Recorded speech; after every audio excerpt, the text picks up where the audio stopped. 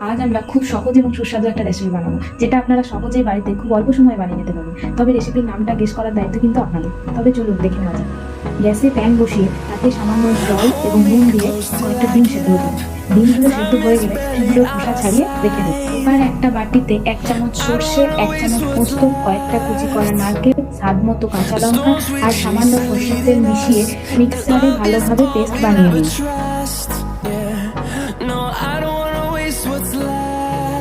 এবার একটা টিফিন বক্সে 2 থেকে 3 চামচ টক দই দিন, তাতে ওই পেস্টটা ভালো করে মিশিয়ে নিন আর পরিমাণ মতো নুন দিন।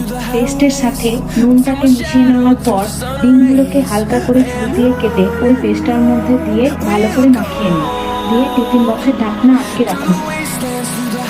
এবার গ্যাসে আবার প্যান বসিয়ে জল ফুটতে দিন। জল ফুটতে শুরু করলে তাতে ওই ঢাকনা দেওয়া টিফিন বক্সটা বসিয়ে প্যানের ঢাকনা লাগিয়ে দিন। 15 মিনিট পর ঢাকনা খুলে ওয়াও, আমাদের ডিশটি তৈরি। এবার ডিশটির নাম তাড়াতাড়ি গেস করে কমেন্টে জানাতে ভুলবেন না কিন্তু। আজকের মতো টাটা।